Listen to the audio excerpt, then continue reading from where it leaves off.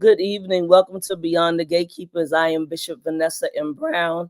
I am happy to be here with you on tonight. Those of you on Facebook and YouTube, we say welcome, welcome, welcome. We are returning from at least a 2-month summer hiatus, and so we are very glad to be back here with you on this evening. And so I see people are already coming in the room. Again, Facebook, YouTube, Instagram, X, all the places that we can be found. We say welcome, welcome, welcome. LinkedIn, welcome to you, welcome to you, welcome to you. I'm going to ask that you all would put in the comment section, in your chat sections, where you're from, and I'm going to start giving you shout outs. So on YouTube, we have with us Elder Boaz Parker. I see Gloria Mason, Glodine, Texas is here in the house. We're glad to have you all. Natasha L. Robinson from Chicagoland. Greetings to you. Glad that you're on with us tonight. Professor Lavinia H. Bean is with us from Cape May, New Jersey. Leo is with us from New York City by way of Columbus, or Columbus by way of New York City. Gloria Mason is here from Lancaster, Texas. Francis Hardage is on YouTube with us. Greetings to you all, and thank you very much. Sherry James is here from Reno. Welcome, welcome, welcome. Welcome, Bishop Diana Williams. Glad that you're here from Maryland. Dr. Stacy May from New York City and all the other places. Dory, Tony, welcome. ATL is in the house. I see you all here. We're going to wait. Come on. Thank you so much, Karen Coleman. We are glad to see you. Boston, Massachusetts is in the house. IG, we have Circle of Voices from Tampa, Florida that's on with us. Chuck Hunt is here from Monroe, Louisiana. Dave Tony is in the house. New York City. Albert Reed is here. Herbert Jones, Boston, Massachusetts. We're so glad that you all are in the house on tonight. Margaret Yvette from Columbus, Ohio. We say welcome to you tonight. Thank you for joining us. We want to give folks a chance to get in. Elder Sharon Gill is with us from Maryland. Welcome, welcome, welcome. Reginald Nichols, God bless you. Glad that you're here tonight. Reginald, Stockton, California is in the house. I see people coming in, and I want you all to make sure that you like and share and let people know that we're going to have a great conversation going on tonight. We're going to have a great conversation. We know that there's several things that have happened in the midst of living. Life has been lifing. Glad to see Darlene Connell here with us. Queens, New York. Darlene took a trip up to Connecticut to support the service where Bishop Flunder was preaching on last Saturday for Pastor Anthony Bennett. And so we do appreciate that. Amen. And she came to know about us through Beyond the Gatekeepers. We're excited about that. We're so glad that you're here with us tonight. Everybody that's coming in, we appreciate you. Yes, it's been a heavy few weeks for Black culture. I'm from Harlem. So, I don't know if you all know who Fat Man Scoop is, but if you did any kind of partying, then you know who he is.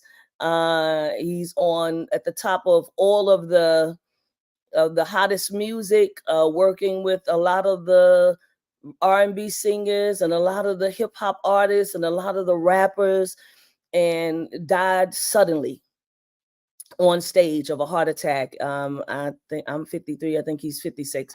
Knew him, grew up with him, and his funeral is tomorrow at the Apollo Theater. And so we certainly lift up, his name is Isaac Freeman III. We lift up him and his family. He has a brother that's living. Yes, he has a son, or he has a child as well. And so we want to say rest in peace to James Earl Jones, our ascended ancestor, someone who we grew up with. Someone whom we grew up with, and his voice, just iconic. That iconic voice from Darth Vader to Mufasa.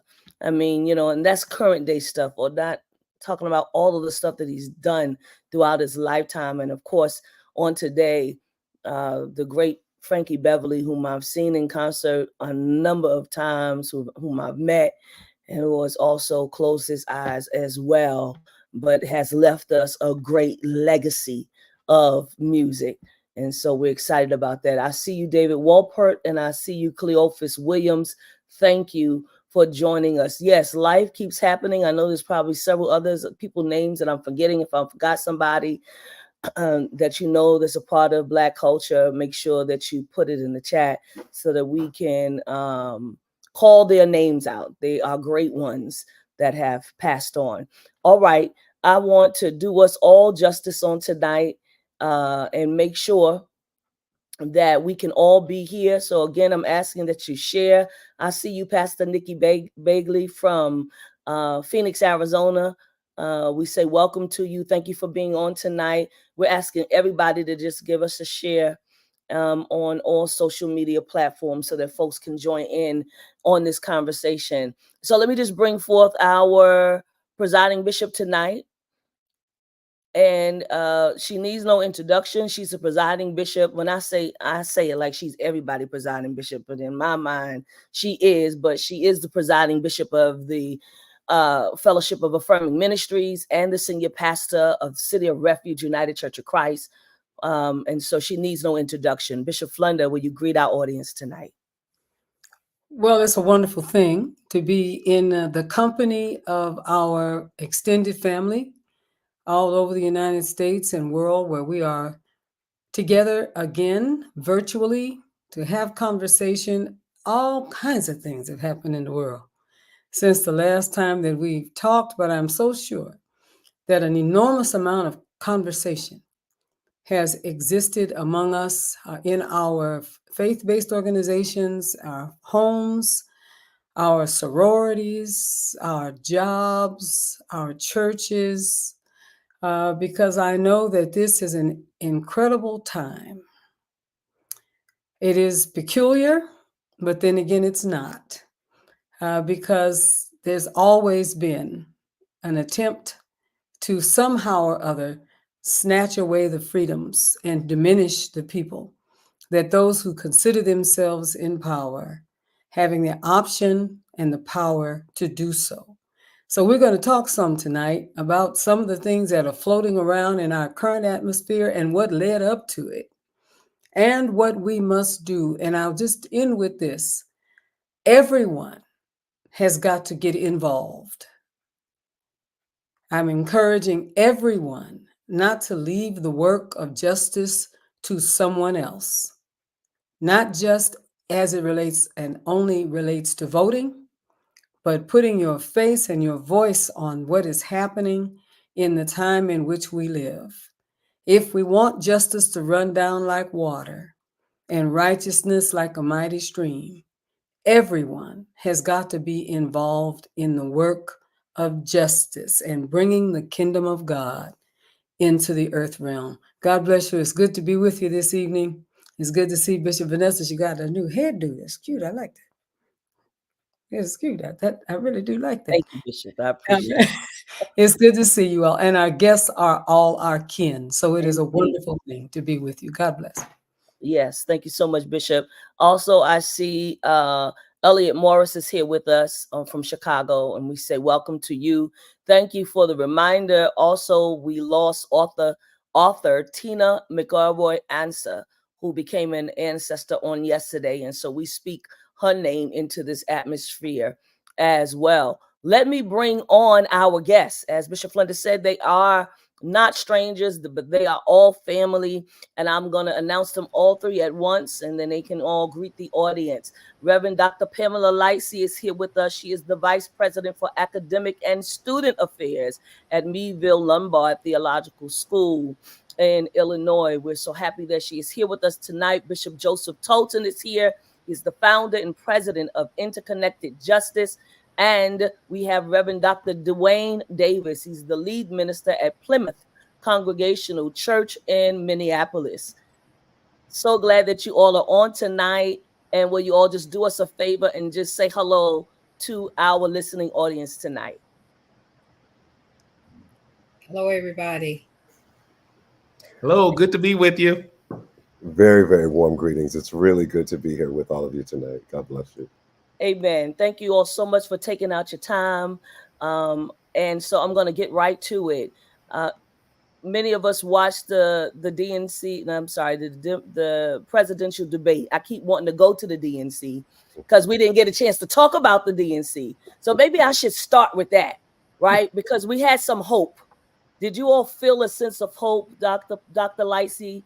Did you feel a sense of hope at the DNC and listening to everything? I don't know if you attended, but if you did, if you watched, did you feel a sense of hope?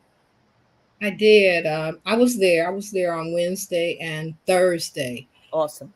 I was also in Chicago when President Obama was elected. I was Mhm. in Grant Park that evening.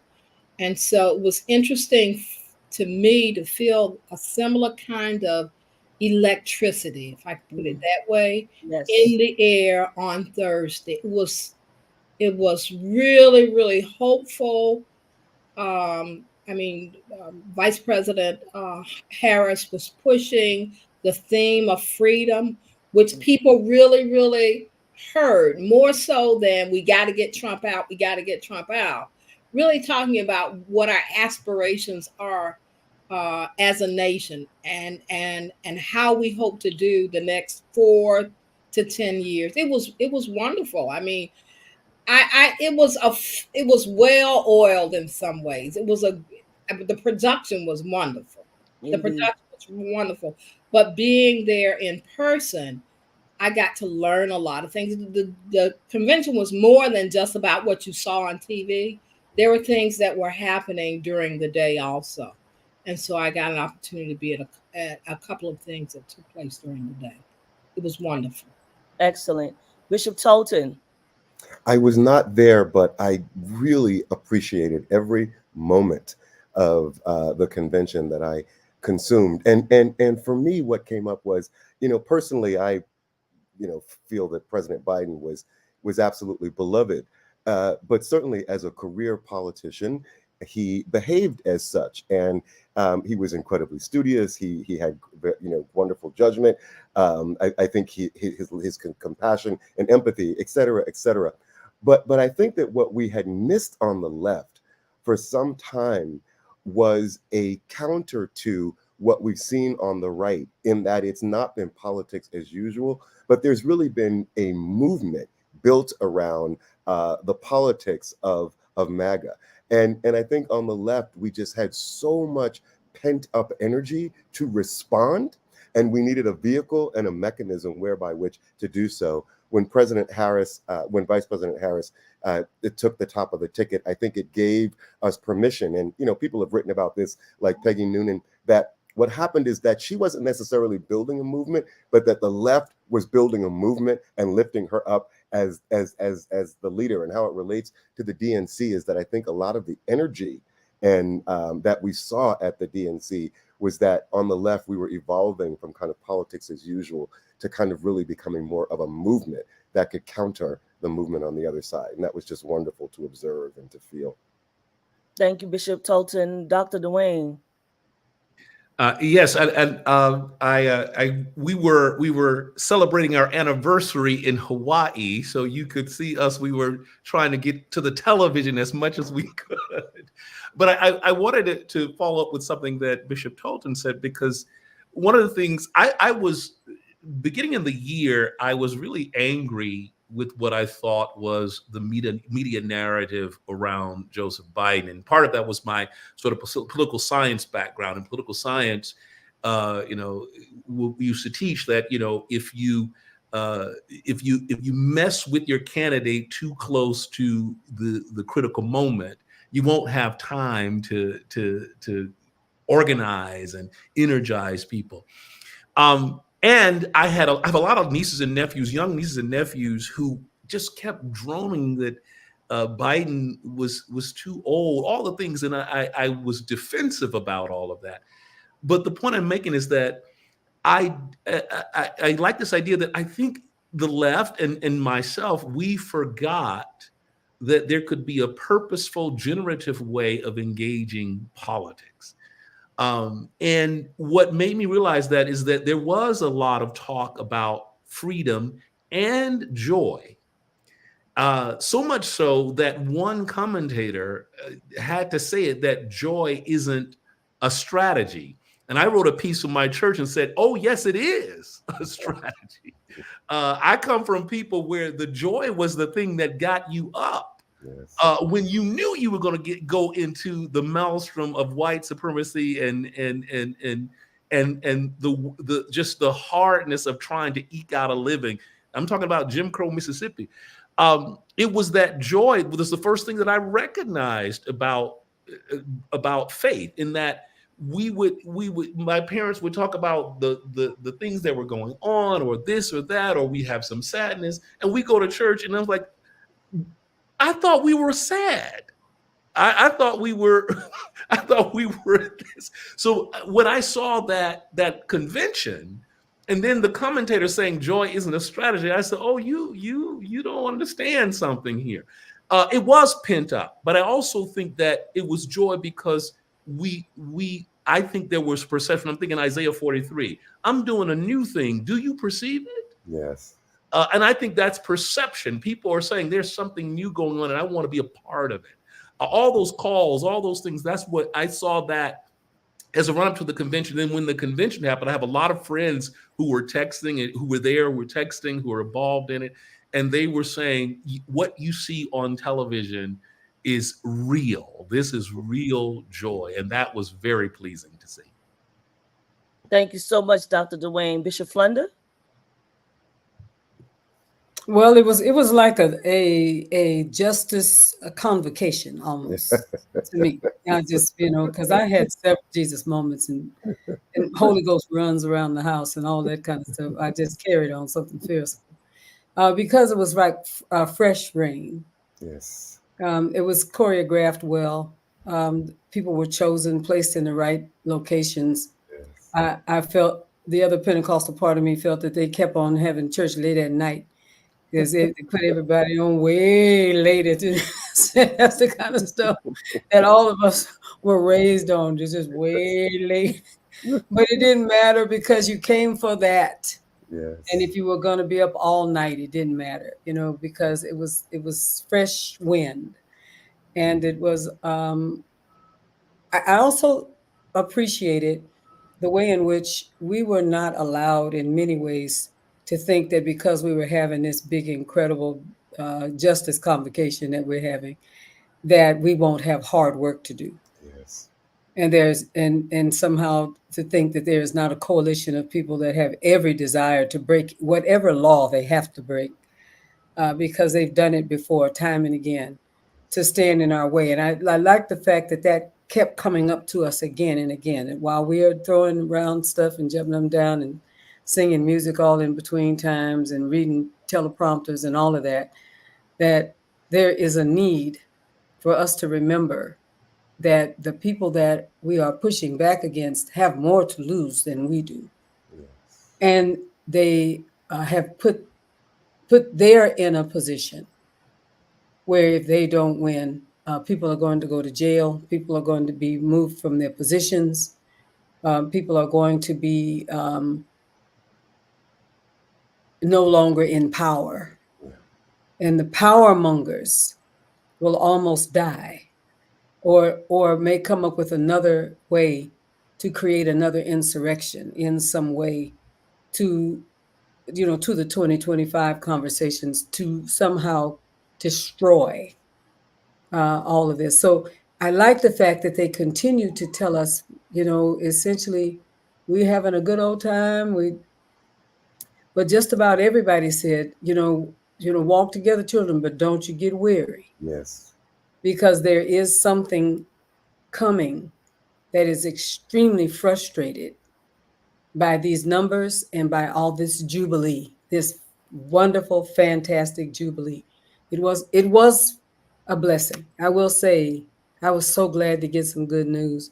So glad to see my friends. So glad to see the beloved elders like Jesse Jackson coming. He couldn't do much but wave.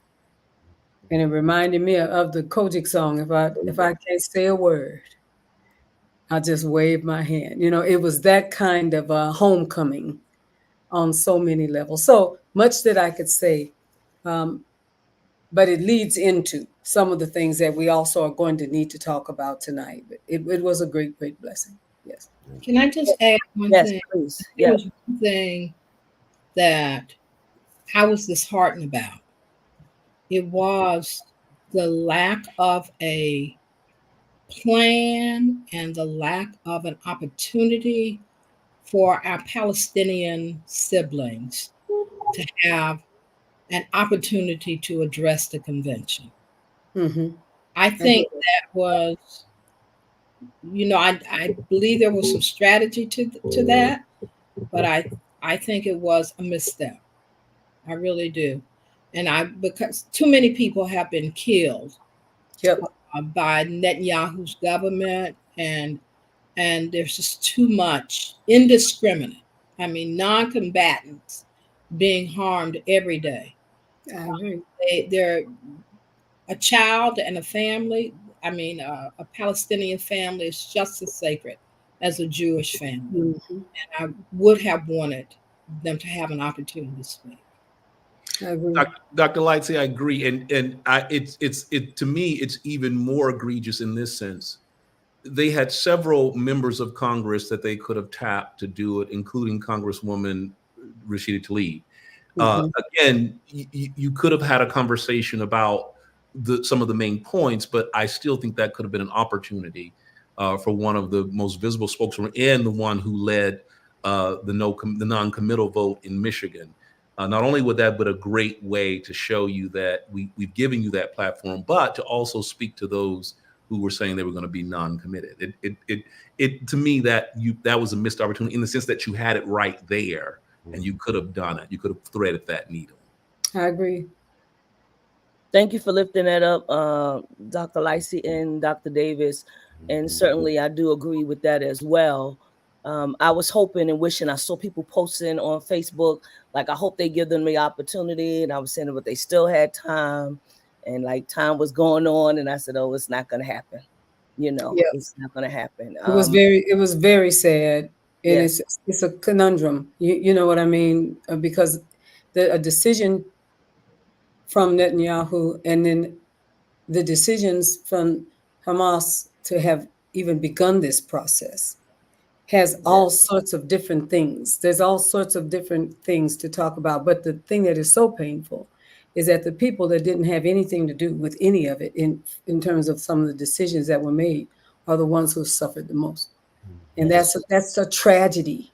And it's the spoil of war. And it happens and continues to happen over and over again. And over again. And I know it's another day, a different conversation, but something that we have to have a heart for. We have to do that. Yeah. Yes. I also want to just lift up the fact that, it is one of the reasons that we have so many undecided voters, particularly those that are young adults, I agree. because of this war, because of what's happening, because of the amount of women and children That's right. that are being killed, and it's almost like we don't care when we really do care. That's right? But the people in power, I don't even know what to say. I don't even know what to say when it comes to that, particularly when it comes to this election and we talk about young adults. We want them to vote. But I can tell you now, just in my conversations and doing work with Interfaith of America, that they on the fence. But I don't want to go down a path. It is true. I want to stick to what I'm supposed to be doing. And so thank you. I wanted to lift up the DNC, but I want to talk about the debate, because now I think that was like a month ago. Now, last night we saw this debate between, if you call it a debate, between President Trump and between Vice President Kamala Harris. And so my first question to all of you tonight is, from a justice-centered perspective, how do you evaluate the rhetoric used by Donald Trump and by Kamala Harris during the debate? And in your opinion, were there any moments where either candidate offered a vision of leadership that reflects biblical principles of equity and compassion?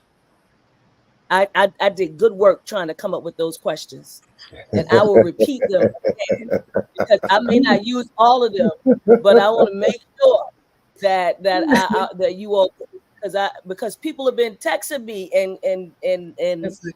inboxing me about this conversation tonight, and so Yeah. I will start with Reverend Dr. Dewayne Davis.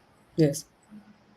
Well, one of the words you in one of your questions you referenced compassion, and that was one of my notes last night about Vice President Kamala Harris.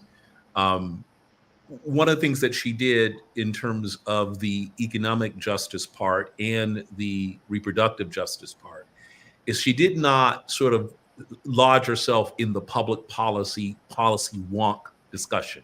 She walked you through the eyes and steps of an average person walking, especially when it came to talking about reproductive justice. And I thought that was a very powerful way. We tend to be very policy wonkish and talking, but when she really sort of described what it's like trying to get IVF treatment or wanting to carry a baby to term, only to find out you're not going to be able to, wanting to get health care. That was not only humanizing the situation, but it showed such deep compassion for the lived experience of various people. And I thought that was a real good touch in terms of what she did. And I could say a lot more, but I do want to just point out something about Donald Trump. We cannot hold lightly the things that he said about Haitians and immigrants, and the obfuscation around what is happening to women. It is diabolical. I've been trying to find the words, but your imagination has to be very diabolical to say the things he said about Haitians and immigrants. And here's what the reason I want to point that out, because I know the tendency is to laugh at him and call him ignorant, but what's been going on too is sort of the memification of this. So people are doing memes, and the memes are intentionally trying to attack him. But what we're doing is we're reinforcing the dehumanization of people. And that is diabolical, and it is so subversive, and we have to be very careful, because that can seep into how we think about immigrants, how we think about Haitians specifically, and that impacts how you have a conversation or how you care about or how people do policy. It could infect how we think about it. So I just felt like I needed to say that, because at one point, even the language I was using, oh, he's ignorant and incoherent. Yeah, but the damage he did in 67 million people watching, to have that kind of language put into the atmosphere and to put into our thinking, that's a subversively dangerous and scary notion. And I hate using it, and people will get on me by saying it, but that is some of the strategy of Goebbels in the run-up to the Nazi regime. So I'll leave it at that. Thank you, Dr. Dewayne. Dr. Lightsey? Well, so let me start with the Haitian point and this bit about them eating your pets, which was egregious, which was really, really, really horrible. I come from Florida, and I have relatives who are part Haitian. So I'll put that out there for transparency. In Florida, particularly in South Florida, there is a large Haitian population. And I have had, I know a relative who dated a Haitian, and he was a Trump supporter. There are a good number of Haitians who vote for Republicans. So why would you attack a population of people? They're Haitians for Trump, literally. They're groups that call themselves Haitians for Trump. So it defies logic here. But racism often defies logic. He and J.D. Vance were speaking and using a very racist trope. And we've seen that through history. When I was a little girl, I would look at shows with African pygmies. This way, white movie makers envision an African group of people, and that somehow the African pygmies were so vulgar as to eat human beings. That they were that monstrous kind of people. So whenever the Black body is involved across history, white supremacists have tended to paint this picture of Black people as being so beastly that we would engage in the most vulgar behavior known to humanity. And this is what is going on even now. This is what is going on even now. And then as an undercurrent here, I hear an attack on a way of a kind of attack on the sensibilities about spirituality. This idea that Haitians in the practice of voodoo use pets and animals, which is really, really ugly. Really, really ugly. So it all comes together there. You want to be a racist, you just depict Black folk from around the globe as being less than human. And then on the when it comes to, I just want to give this bit about equity and compassion during the debate. When Vice President Kamala Harris said that something to the effect of, you need not abandon your faith. You need not abandon your faith to agree with the fact that the government ought not be in the business of telling women what to do with their body. For me, that was a beautiful theological argument and ethical argument that she was making. There's no faith tradition that requires you to feel like the government should be telling you what to do with your body. Indeed, the reverse is true. That our many of our faith traditions do not want the government involved with telling us how to live our personal lives, how to take care of our bodies. So I thought that was a very, very, very beautiful point that she made. Thank you. Bishop Tolton? Well, I love the question about the ways in which justice emerged during the debate, and of course, particularly from the perspective of Vice President Kamala Harris. And my response is that it emerged, but that it was intentionally selective.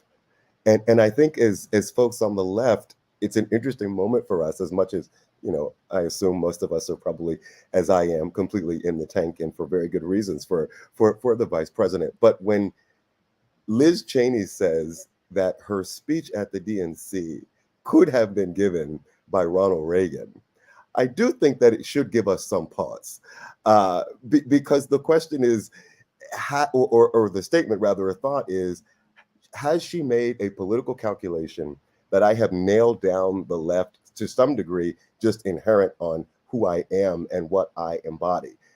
And strategically, my electoral strategy is that there are women in the suburbs that I've got to speak to. There are white folks in Erie, Pennsylvania, particularly white men. I've got to make a few of them, enough of them comfortable enough to vote with me in order to perhaps swing that state. I want to speak to these Nikki Haley Republicans. And so I am going to create a frame of messaging that is going to have a level of appeal to them without leaning into some of the issues or arguments that I think are going to turn them off, like speaking to matters of racial justice. She missed the opportunity yesterday to talk about racial justice. Now, when the question came up about Trump and how he said that she had turned Black, she again used that opportunity to bait him, which she did brilliantly last night, and pick him apart. But she didn't use it as a moment to speak to her own thoughts about the need for a racial justice strategy to still continue in this country, particularly given the ways in which MAGA has sought to eviscerate DEI. And I think that we just have to be aware of that, and we have to hold it. She also, in her, as Dr. Dewayne said, she spoke beautifully to her values around her economic policies, but all focused on the middle class, as if poor people are invisible, right? And so the lack of courage or the lack of strategic impetus to speak to those issues, I think speaks to her political calculation, so that justice does come up, but it's selective, it's intentional, it's careful, and she's being very strategic. And I imagine those of us on the left will stand with her, but then demand something greater once she becomes the president. Indeed. Bishop Flunder. Yeah, the operative, I think, statement is once she becomes the president, then there are gloves that can come off. Yeah. And I think we all sort of, to some degree, understand that some things have to happen to get her there. And then there are other things that we have to encourage and insist upon happen after she is in that place. And this is someone that we know, this is a San Francisco or California woman, you know, and we've seen her in lots of different settings, some of which I just clap my happy hands, and other ones when we didn't agree on some things coming along earlier on. But I have watched her, like I have seen in myself in the mirror, the ways in which I am not the same person that I was during that time. I didn't understand certain things the way I understand. And I'm praying that there's a certain openness that I will also have, and we will have, to continue to expand and grow. And hoping the same thing for her, that as she kind of goes in that direction. But the things that came from me was, let me say, first of all, that Donald Trump just really made a mess for his own people. And that haughtiness that he has, that somehow made him think that he could come to a gathering like this and be so powerful that he could just tank her because she's a Black, because she's a woman, because he's so prepared and he'll find the way to do it. She knocked him off of his throne almost from the very beginning of the conversation, caused him to get off message by saying certain things to him, and he used up all his time trying to be mad at her, and he didn't have no time to talk about what it was he wanted to talk about, which is a debater's skill when that is done. And I have to say that she did, she did blow him off almost from the beginning. First of all, she shook his hand, which I thought was okay. She got that little bitty hand. She went over there where it was, and he didn't come from behind his podium. She had to go back there where he was. Said that, my name is Kamala Harris. How you doing? That kind of thing, I think, was really quite a statement, a physical statement of her courage and self-affirmation. I think that the other thing is she pushed him to push back against his own people. Like Vance is his boy. That's his guy. But he devanced on the main issues, if you understand what I'm saying. Like to whether or not we should do certain things with cat women and such, and whether or not there should be some conversation about abortion in the Vance camp, if he should bring some of that in. So now he took the whole abortion thing and turned it into something completely different than what had been discussed earlier. Essentially, what we're going to do, we're not trying to keep women from getting an abortion. We're going to take it back to the states. That's what the people want. They want it to be taken back. So it gets him, he created an aisle for himself to walk down that's separate from what it is that his companion is in this is doing, so that he can get some of the women who didn't want him because they thought he didn't want abortion at all. Let's put it that way. So he pinned his companion to the wall. And I think you understand what I'm saying. All the while while we own the cats and dogs. And I just when we got to the cats and dogs, I just want to say about the cats and dogs. He was so secure in saying that, do you know that they are catching and eating the cats and dogs? Like he really believed it. And you know what I said to myself? I said, Donald, you didn't prepare for this because you thought you could really, really use your Donalations and beat this woman down. After all, she's a woman. She's also a woman of African and other descent. And you really thought, and he did not prepare.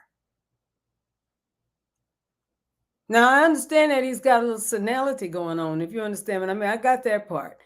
But somebody gave him some talking points. And he left his talking points over and over again in order to diminish her.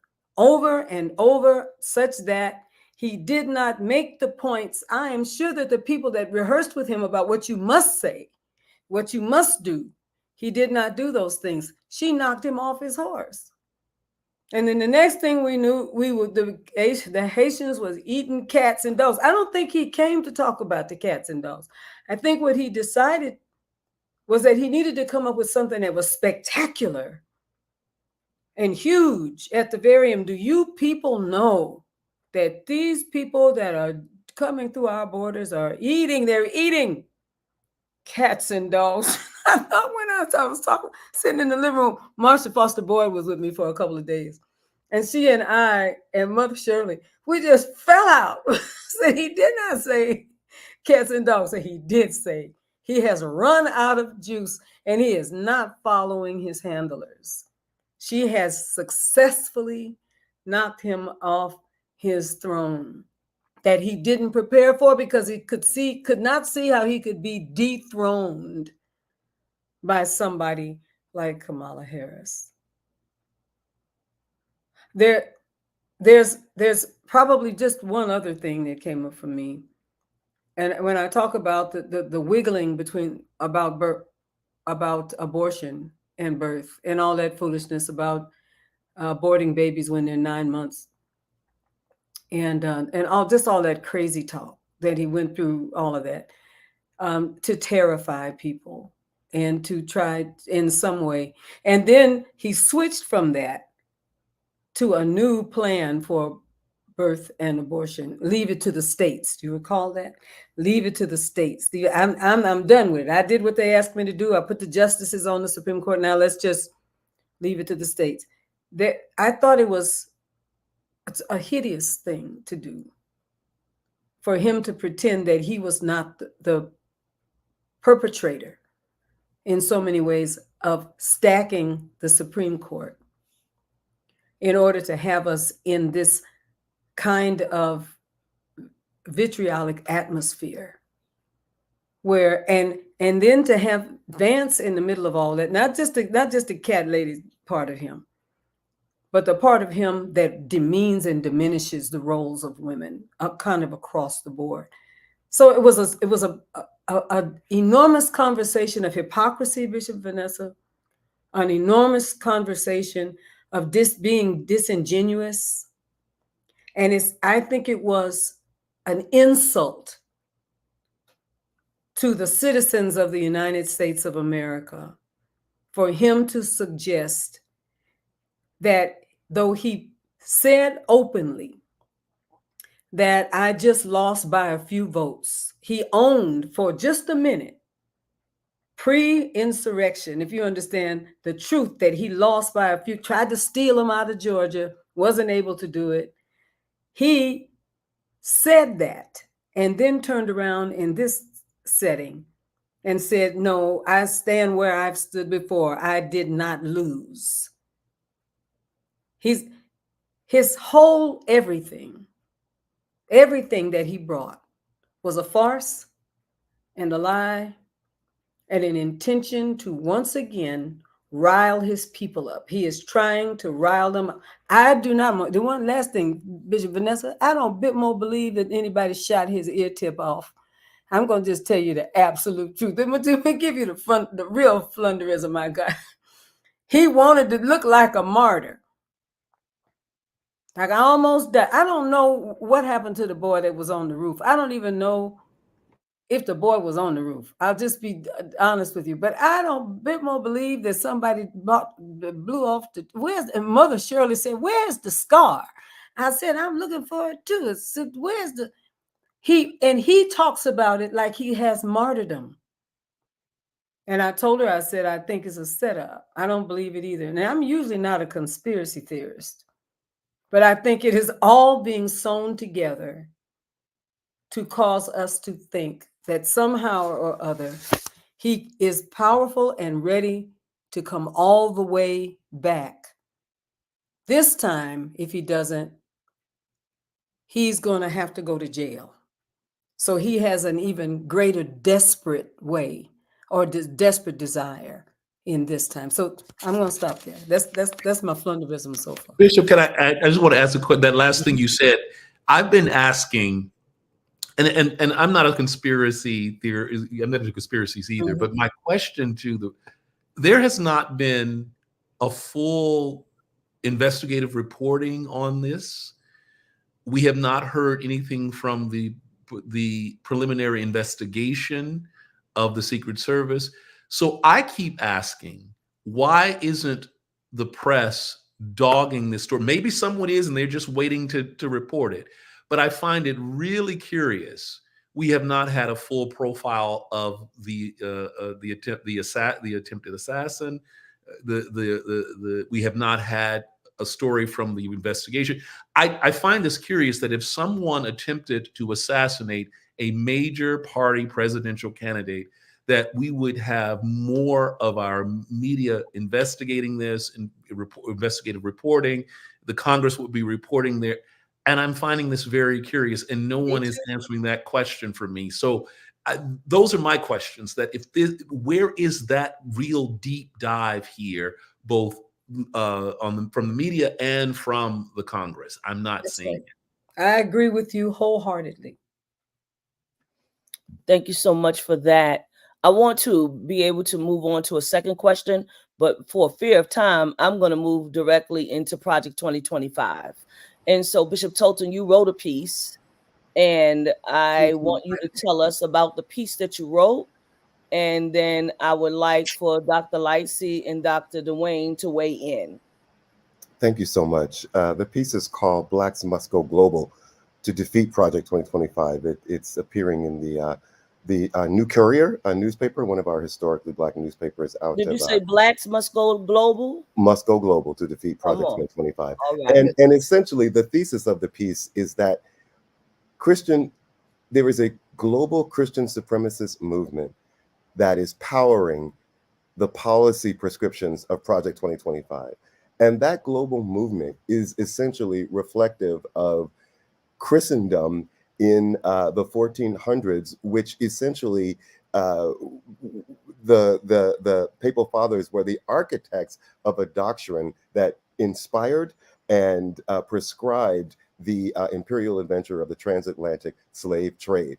Christianity was at the heart of colonialism. It certainly had economics as its ultimate outcome, but the methodology, the apparatus was absolutely Christian supremacy. And you all certainly have had many wonderful authors on your show, from Robert P. Jones to others, really dissecting and looking at this. And so as people of African descent, I think it's really important that we understand that, yes, racism in our country may feel very unique to the American experience, but in fact, this racism and this anti-Blackness really is the result of a global machine and a global movement that has intentions on owning Black bodies and owning Black resources. And so we must be clear that a response to Project 2025 that is purely domestic or that comes from an African-American perspective will ultimately be woefully insufficient, because we will be playing a domestic game when our opponents have been playing a global game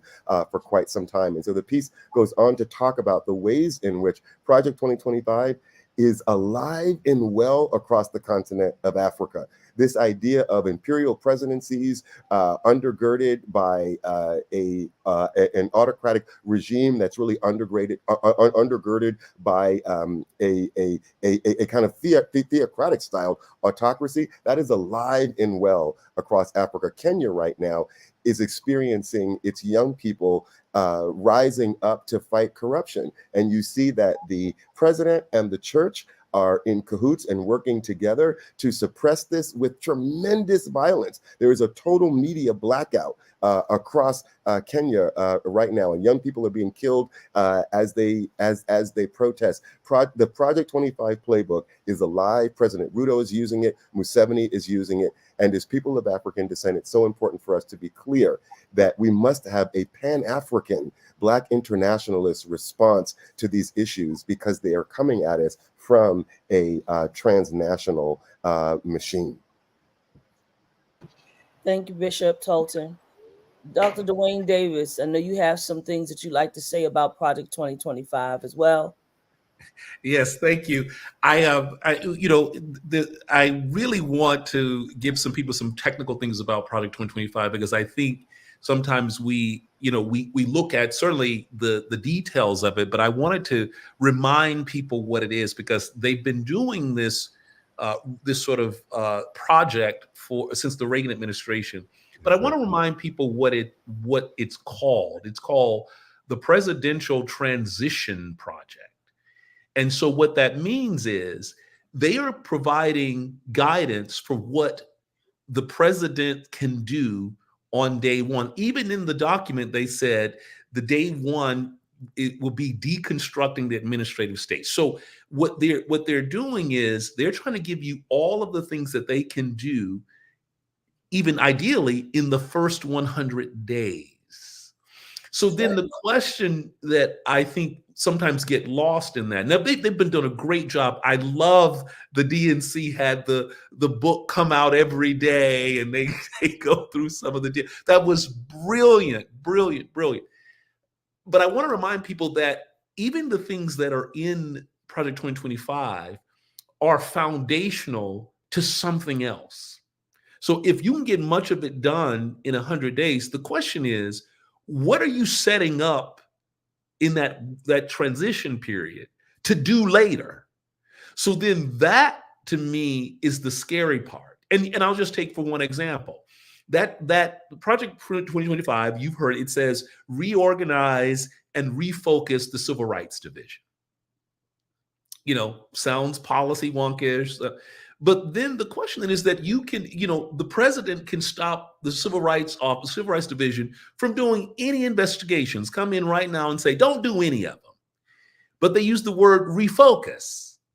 So then they've been using the language. They've been setting it up. They've been talking about reverse discrimination. They've been talking about white people being mistreated. They've been talking about, so again, refocus. It's not just that you don't do like George W. Bush did. You just don't let the Civil Rights Division do certain investigations. They're saying, do these types of investigations. Go after these types. Protect white people. So that's just one example of something that can happen on day one. And then the question becomes, what are those foundations? So when you read Project 2025, try to see what will be the next move. If you said refocus the Civil Rights Division, then what can we anticipate the next move is going to be? And the reason I want to do that is because if you're scared about what you're seeing in the project, I think you ought to be horrified with what kind of foundation it's setting to do even more egregious things or things we haven't done. And finally, I'll say this. The Supreme Court has helped them. The immunity decision, which means the president is immune from doing things in the exercise of his duty, and the regulatory decision, that is that the agencies are not the last words on interpreting regulation. They've already stolen away some of the things that have prevented this presidential transition project. So in the past, the reasons a George W. Bush could not do a range of things in the presidential transition project is because we have some legislative, regulatory, and judicial blocks from doing it. Well, the Supreme Court has just eliminated, once they said, we are not going to second guess you, but then they've stolen the regulatory block to some of the things around, again, the Food and Drug Administration around reproductive health and birth control, not just, by the way, mifepristone, but birth control pills. So I just want people to remember that it is worse than you think, and that there is a long-term project. And trust me, the right is very good at long-term planning, and they are patient. Thank you for that. I'm going to call on Dr. Lightsey, but before I do, I want us to remember that on last night, Donald Trump consistently said that he had nothing to do with this. This was not his. He had nothing to do with it. And I guess some people came together like he knew nothing about it. And so I really want us to not believe that. I really want us to know and be well aware of the fact that he knows about what's going on, but because it is raising such a hue and cry, he is trying to distance himself, and his people are telling him to distance himself and say nothing about it. And so that is the reason why we have to keep raising it up consistently. Right. We have to keep talking about it consistently. Project 2025, president's transition for the first 100 days, whatever we want to call it, we have to continue to speak about it. Dr. Lightsey. So I just want to do some building blocks, because I'm thinking much broader. And I think the building blocks will help us to see where we are. It won't take long at all.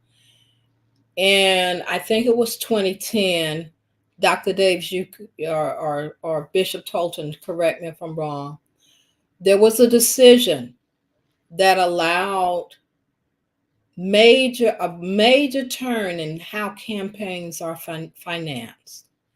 And that decision is called Citizens United. Change the way campaigns take place in America.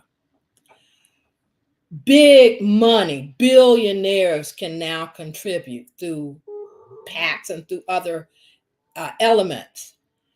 Project 2025 is a project of the Heritage Foundation, which is a major conservative think tank.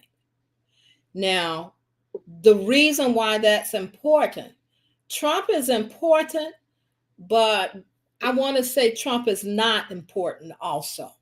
Trump is a front man for all the things that the conservative think tank wants to put in place. In fact, he's a useful idiot. Okay, so when he says he doesn't know anything about Project 2025, in some ways he's telling the truth, because he really doesn't know all the intricacies of that project. Okay, he will be used to promote that project. So we keep our eyes on Trump alone, we're doing a disservice to ourselves as voters. It's bigger than that. We have to look at the handlers.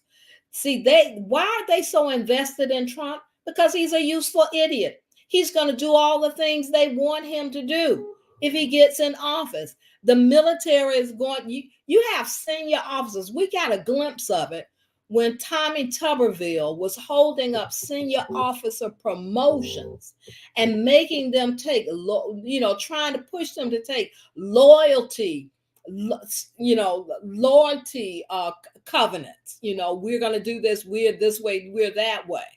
You get a glimpse of that. You get a glimpse of how money really is taking over campaigns in America. And Bishop Tolton, you're absolutely right. We have to keep our eyes on Africa. Why Africa? What's in the ground in Africa?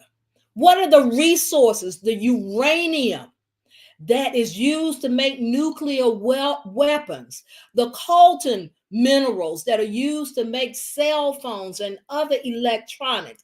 We were held up during COVID because they weren't, one of the things, they couldn't get all the chips made.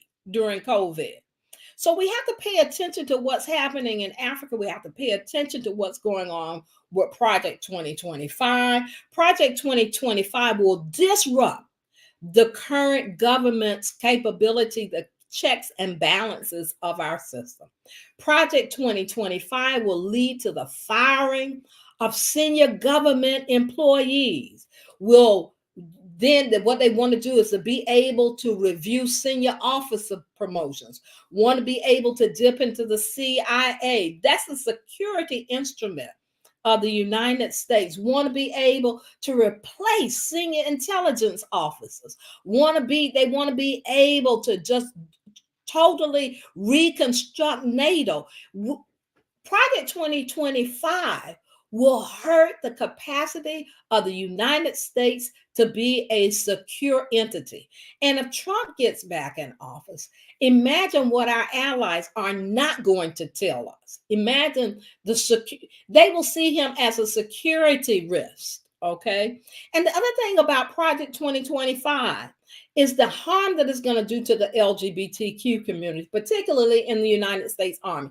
You have transgender military personnel who can say, oh, they're going to go after them. You have same gender loving military persons who've been able to be out and to marry their loved ones. That's at jeopardy. And it's at jeopardy because Project 2025 has that all written in there. Trump is that useful idiot. And we have to pay attention to the way that he is being used to advance a global assault on not only our allies, but in our ability to live in peace in the world. We really have to pay close attention to that. So I pull back for Can I say one thing? You remember not too long ago when he made the mistake of telling people, if you just vote for me this one last time, that you'll never have to vote again. That's right. And that his deep desire is to be like Putin, long-term, die out of office. And he also desires to bring his sons in. That's right. And if and when he leaves, he wants a dynasty without for the people having to vote for who will come next. I think we have to remind ourselves, he slipped and said it, but he did say it. Yeah. And Bishop, can I just add, he said it to a Christian audience.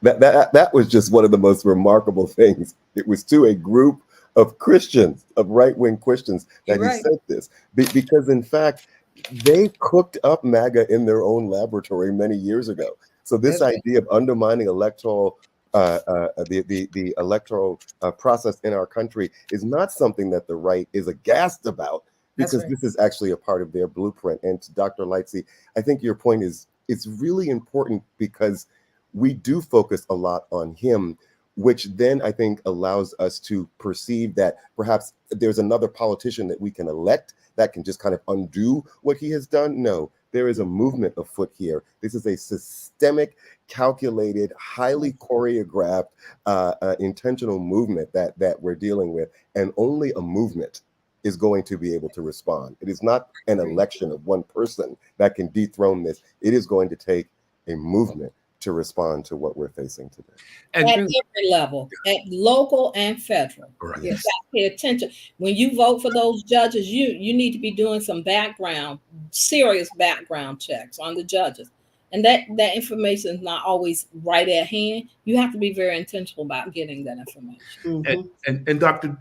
Bishop Tolton, I love the point you made about, again, when you were talking about Harris and the coalition that she's building to win.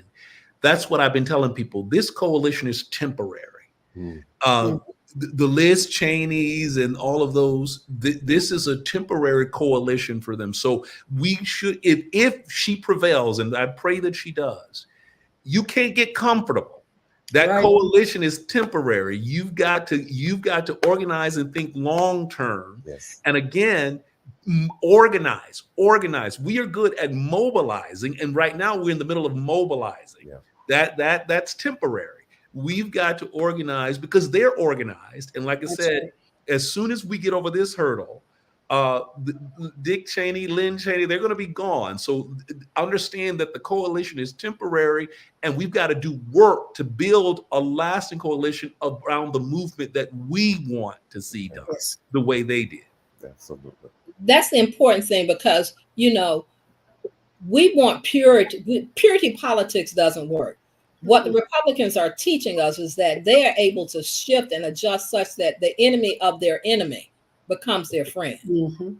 And we want everything just perfect, but sometimes you have to compromise, and sometimes you have to work with the enemy in order to get what it is that you ultimately want. And they have patience. I've said it many times. They're like the cicada. They know how to get down there and sit 17 years. And we want everything from a fast food store. You understand what I'm saying? But Yeah. they know how to do this. And Yes. wait. It's not about personalities. It's ultimately about what is the goal. Right. Not that I don't. If perhaps I can't stand you, but what is my goal? That's it. What is your goal? My goal are Well the said. same. I'm going to work with you because Right. The enemy of the enemy is my friend. Yeah. So there are 110 Yes. That's right. organizations. So to your point, Dr. Lightsey, in terms of your building blocks, there are 110 organizations that are with Project 2025. Absolutely. 110, right? Yep. Liberty University is one of them, Absolutely. right? And I don't want to go. The Heritage Foundation is one of them. Moms for Liberty. Y'all know who that is. Yep. That's one of them, right? 110 organizations. So you're right. We can't just look at Donald Trump. We have to see who are the other players in the game, and there are several others. You can Google that. You can look that up and see all of the other organizations that are at play as it relates to this. I want to get you all to do something for me. I want to, because it's 9/11. I want to 9/11 in time as well as 9/11. Exactly. But certainly want to get you all to do me a favor and give this listening audience and those that will listen to this afterwards, I want you to give us some words, things that you would like us to know, something that you want to say that's pivotal for them to know, because we've got 50 some odd days left to the election. And yes, it was a wonderful debate, but debates don't win a presidency. She is still she's leading by a very, very small margin. And I'm looking at different ones write things, and you still have a group of white women who are saying that they are not going to vote for her. And you have a group of white men that are saying they are not going to vote for her. So you have some young black men who are saying, Don Lemon did an interview. They're saying they're not going to vote for her. All you got to do is go to his IG page and look for the interviews that he did on last week with several black men. So what are some encouraging things? What are some words of wisdom? What is something that the Spirit is dropping on you right now that you can leave with our listening audience right now? List about 50 some odd days, 54, 53, something like that before the election. What would you say? And I'm going to start with Bishop Tolton. There's a t-shirt that I know many of us have seen. I've seen it mostly in the context of a t-shirt, and it is, I am my ancestors' wildest dreams. And so my heart really goes back to this idea that we are incredibly blessed to live in this moment, because we have the opportunity to actually finish the business of our ancestors.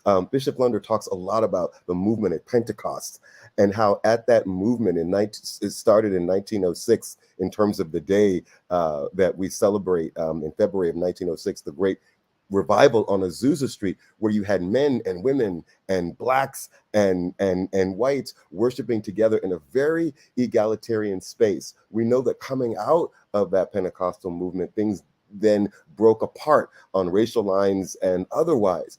We have an opportunity to finish that business. Even the work of the civil rights movement, we have an opportunity to finish that business. And so I think it really is about encouraging our young people to take up the mantle and to realize that the struggle is not over, but that we are incredibly blessed to live in a moment of great opportunity where we have the resources, the intellect, the heart, the courage, and the technology to actually finish the business of racial reconciliation, I think globally, and really live into this idea that we are our ancestors' wildest dreams. Thank you, Bishop. Dr. Dewayne? One thing that I've been really trying to get people, especially given what you set up, Bishop Vanessa, you were talking about all those people who are saying that they're not going to vote for her, or and the current, the sort of the thread that I see through that are people who in some ways have bought into some of it is cynicism, some of it feels like nihilism, that it's all so chaotic and unhelpful that I don't believe anything, or I'm open to anything. What I want all of us to do in our circles of influence and circles of trust, I've said this in my church to my people, in your circle of influence, in your circle of trust, or whatever it is, two things I want you to do. I want you to testify to people about what you are doing, why this is important to you. I think sometimes we sort of make it a thing where we say, you go vote, or you need to. How about being vulnerable a little bit and tell people why you are doing this and what's so important? And even in some ways be vulnerable and say, what I'm afraid of if this happens. I think sometimes we think people know that about us, or that we've articulated well. I think sometimes it's worth, and I've said this about race to white people too. Look, tell people what you are really, that if you want them to change, or you worried about what they're saying, be someone who testifies for them so that they might do something. The second thing is, then this is the part that I think, instead of sort of getting people to say, go vote or do this, convince people, remind them that their very existence here means that they have a claim here. We on the margins, we've been fed the story that we don't have a claim. Certainly Black folk. That's why we are the chattel body, the slave body, the criminal body. That's an intentional say that you don't have a claim on the government, on anything. I'm always trying to convince people that you live here, that you exist. And this is poor people. These are people who just sort of on the margin said they're out. You have a claim because you live. And I want you to stake your claim and fight for yourself. And you'll be surprised at what I've gotten from people that I've talked to, that I've worked with, LGBT people, I did, HIV prevention work. And we were supposed to be talking about this, but people were really shocked when I said, you have a claim here. They can't dismiss you. And that way we can begin to empower people, and then they can hear our message when they feel empowered. I need you to come with me to go vote. I like that. Thank you so much. Dr. Lightsey. Yeah, I'm hesitating because I don't want to be accused of promoting fear. But let me say what's on my heart, because what I'm promoting is realism. I think one of the primary reasons for me that people really need to get to the polls and vote is the Supreme Court. Of all that we've said, the branches of government, they can do a lot, but we've learned that the Supreme Court can undo decades of civil rights work, all the things that we take so seriously, that's so dear to our hearts. The Voting Rights Act, the way the Voting Rights Act was gutted. It was gutted because of the Supreme Court. The same gender loving marriages were made possible because of the Supreme Court. Right now, we have 2 Supreme Court justices who are aging. Clarence Thomas is in his late 70s, and Justice Alito, Samuel, is in his mid 70s. Okay. It's likely that during the next presidential administration, that president may appoint 2, maybe 3 Supreme Court justices. And if you get all the things that are happening now, the laws and the battles that we're fighting, the Supreme Court has heavily weighed in on things that we never imagined they would. What is more? What is more? And this is the thing. Who among us ever would imagine that America would be making the choice between a woman becoming president and a criminal becoming president?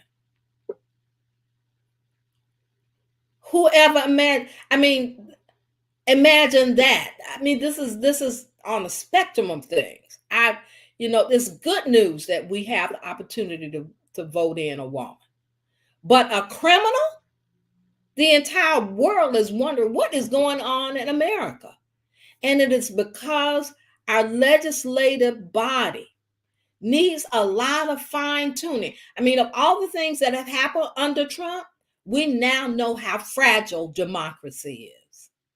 We now know how fragile our public policy is. We all know now how unbalanced the balance and checks that we thought were so balanced really are. And so we can't afford to allow this election to pass any one of us by without voting. If everybody who is eligible to vote will vote, we can overcome. We can win. Thank you, Dr. Lightsey, and finally, Bishop Flunder. Well, amen, Kindred. This is powerful. Just briefly, I think that it's very important for us to find ourselves and our congregations and those that look to us for leadership in places and opportunities for prayer. I think that we pray, but I think we need to begin to pray with our people and our families, our churches around these issues. They should come up both in conversation and in prayer. Except the Lord essentially bless the house, bless the field, bless the work. We labor in vain to do it. And I believe with all my heart that we are people of prayer and faith. And I think that we need to embrace that deeply in this time. I think the other thing that in my conversations with Bishop Barber and the importance of some of what he is doing with his movement has to do with seeking out people who perhaps have not voted before, but also people who are poor and indigent and dismissed, who feel that their vote does not matter. The belief is, and we did the numbers, that people who fall into those categories of being poor in our country, if they voted, they could change the whole outcome of this coming election, which means we have to make voting holy work. We have to go out, encourage people to do it. We have to get on the phones that we have to do at Refuge. We are a voting site, a place for people to come and vote. And then we're calling on people who have ID cards. As long as you have an ID card, if you're sleeping in a tent, we're going to do the best we can to get you in to vote. Because if you have ID, you can vote. You can use our building as your address. Why am I saying this? Because there are a group of people who feel like it's above them. And somehow or other, we could change this entire environment if we will reach deeply into making this whole conversation about voting also include the indigent poor and people who have felt that their votes do not matter. They do matter. They can use us as the address. I'm telling you the truth. And if we can do that, the churches and faith-based organizations that we're connected to can also do that. And I hope that those of you that hear us are hearing that tonight. And finally, I see social justice as holy work, the way you do, the way you see social justice as holy work. I see speaking into broken people the same as speaking in tongues. It's essentially speaking what is the now word of God.